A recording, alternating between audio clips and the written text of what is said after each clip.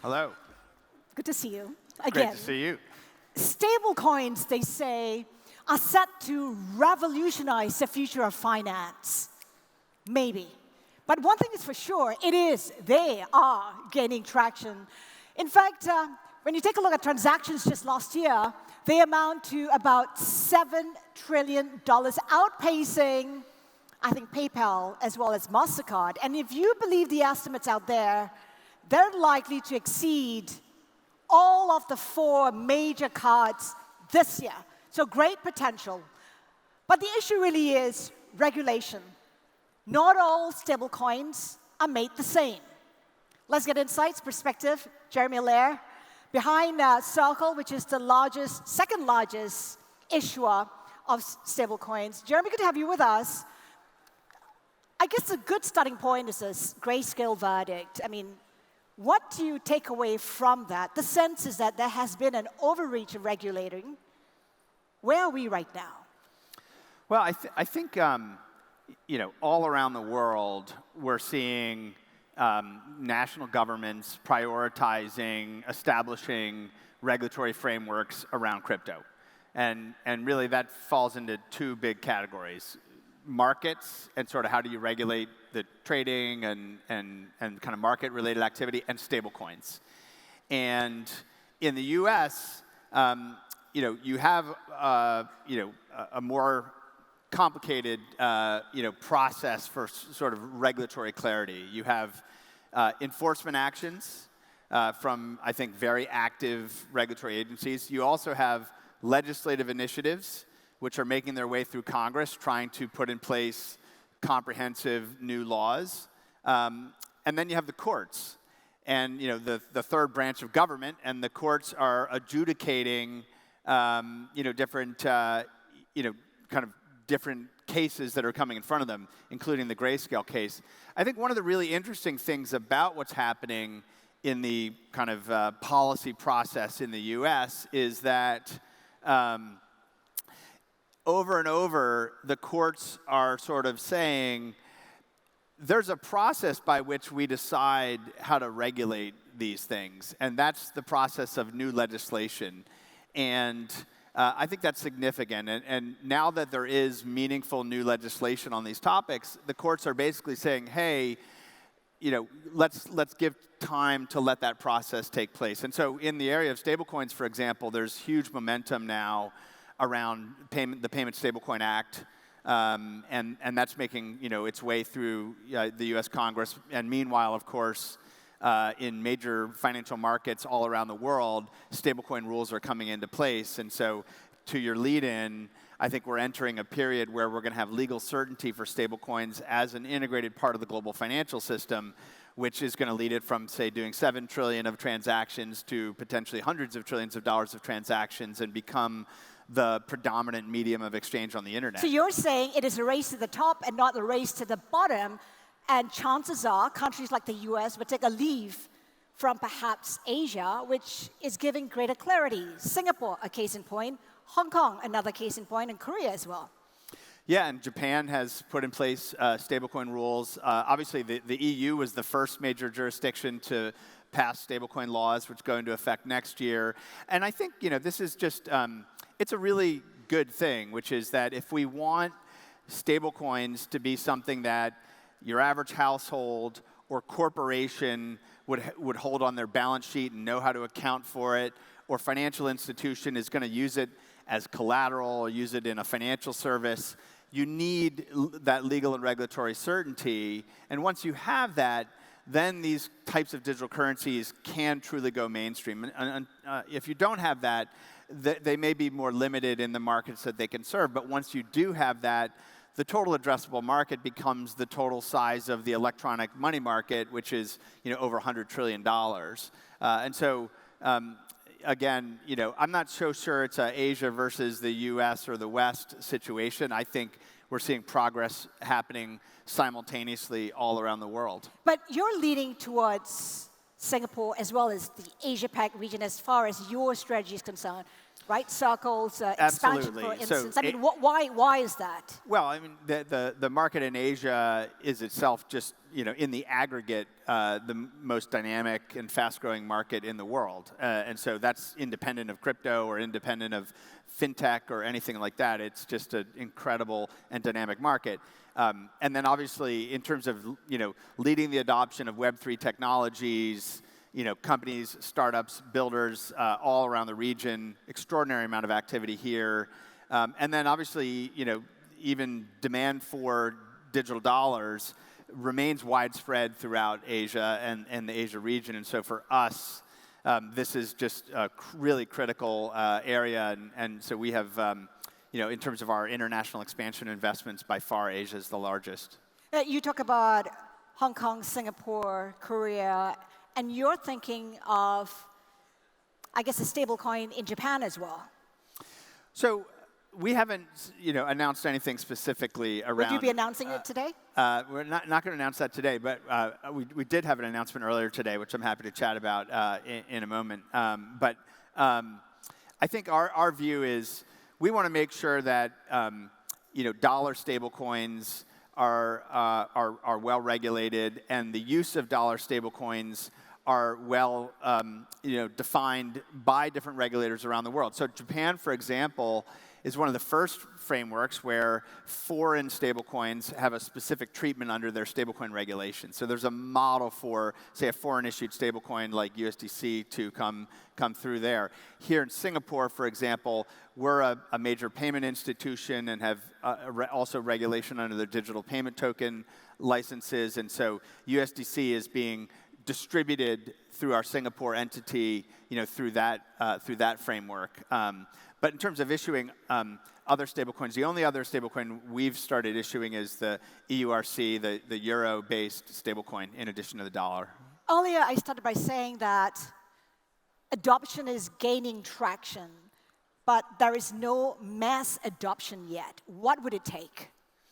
Yeah, I think it's interesting. I mean, I've been through multiple generations of internet technologies, and there's sort of these kind of curves of adoption that take place. And right now, the number of users in the world that are actively connecting to blockchains and transacting and so on, there's different estimates, but it's maybe 100 to 200 million users, and how many are really, really active is much, much smaller than that. So clearly, we're not anywhere close to mass adoption right now.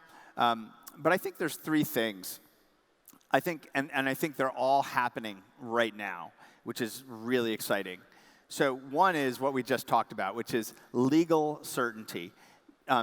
Households and firms and financial institutions need to know that these digital currencies are, in fact, defined parts of the financial system. That's happening, and by the middle of next year, in almost every major market, we're going to have legal certainty on well-run, compliant, regulated stablecoins. That's going to be a very big deal.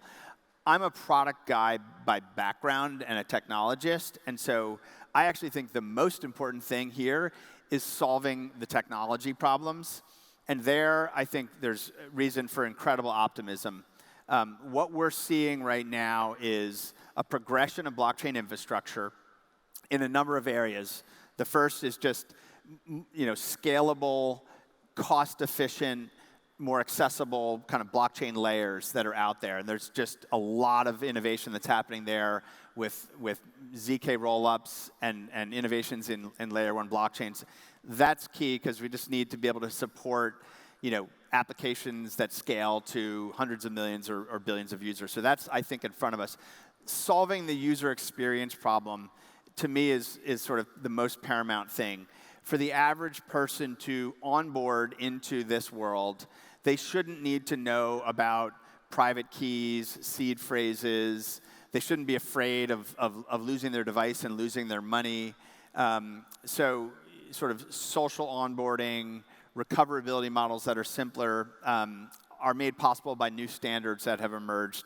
Similarly, users should not need to go buy a crypto commodity token to pay gas fees or even know what gas fees are. These are not normal things for people. So I've said for a while, the crypto needs to go into the background, and the money into the foreground, and the UX into the foreground. And I think when I look at the technical innovations that are coming from things like gasless transactions, smart account wallets, the user interface abstractions are going to make this totally seamless for people.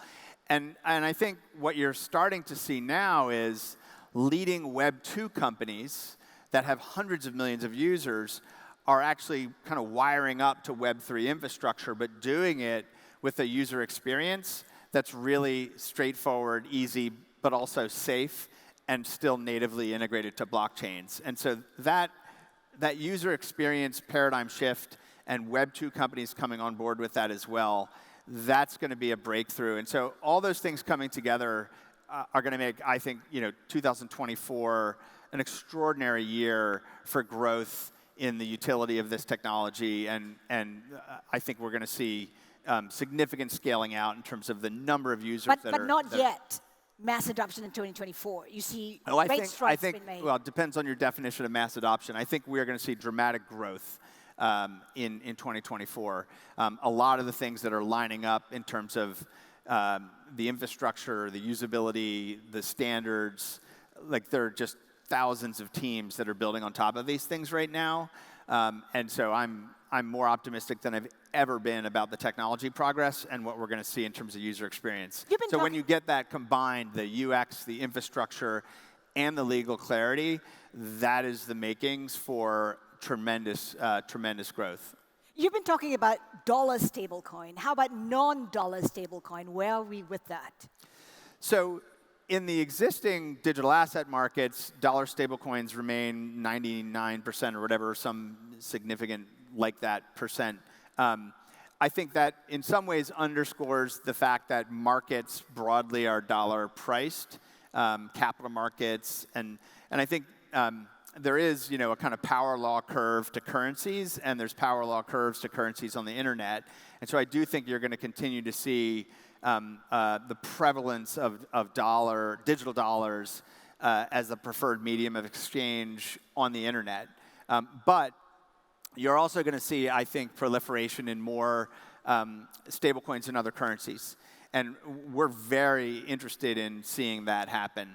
We believe that as the utility of crypto moves into cross-border transactions, commerce transactions, cross-border finance, the need for having robust, well-run, compliant stablecoins grows. We're building partnerships with stablecoin issuers around the world, and we're trying to activate that, and we're very big believers in on-chain FX markets, which then becomes a kind of composable service that can be used by so many other services, commercially oriented services, financial services, and other things. So I think that those things developing are key, and they're part of kind of leaving behind the speculative value phase of crypto and moving into this more decisive and much larger opportunity of the utility value phase. We know that there's been great traction when it comes to adoption in emerging markets. What would it take to see an explosion of that growth? Well, I think it's a lot of the things that we've talked about, right? We need the user experience and access to be simpler. We need the legal certainty. But what use cases would drive that? Yeah, I mean, I'll give you a couple of great examples. So just a couple weeks ago, we announced a partnership with Mercado Libre. Mercado Libre is the Amazon of Latin America, and their Mercado Pago subsidiary is the largest fintech in Latin America as a payment technology. And they're embedding and integrating USDC into their products in the major markets that they serve. That's really powerful. What's the use case? Latin Americans want digital dollars. And so this is a huge company with hundreds of millions of users that's trying to make digital dollars available. Now, once you have access to those digital dollars and you can start to transact with that directly with people on the internet at the speed of the internet with virtually no fees, then the value exchange part of this starts to really take hold as well. So remittance is an interesting use case. Cross-border SME activity is an area where we see a lot of growth happening. Another example, from this morning, we announced a partnership with Grab here in Singapore, who implemented Circle's Web3 services stack, our wallet as a service infrastructure, to launch their own Web3 wallet experience. And the first phase of that is piloted here with the F1, using NFTs as a way to store value and spend value as well. But the user experience for that, if you haven't tried it, if you go to the Grab app and you load the Web3 wallet, it's so seamless to set up. It's actually a direct self-custody experience, but without some of the user experience hurdles that get in the way of a lot of average users onboarding into this technology. And so there, again, while this is initially piloted here in Singapore, a company that reaches hundreds of millions of users, bringing those users into the Web3 ecosystem, more and more partnerships like that are coming. And so I think it's going to be very easy for us to imagine a world next year where we can say, hey, there's 1 billion users that have access to Web3 and therefore have access to transact in stablecoins. And that's going to be a breakthrough, I think, for the whole industry. You talked about more partnerships are coming. Give us a sense of what you're looking at, where you're looking at. I mean, we're focused on working with established consumer internet companies, established payment companies, digital wallet companies, commerce companies. So you're going to see partnerships with a lot of different firms like that that we continue to roll out. And I think it just is an indicator that this has arrived. This isn't just about people setting up trading sites for buying and trading Bitcoin and Ethereum. This is about people who are connecting this up to much more significant parts of the internet and internet experiences.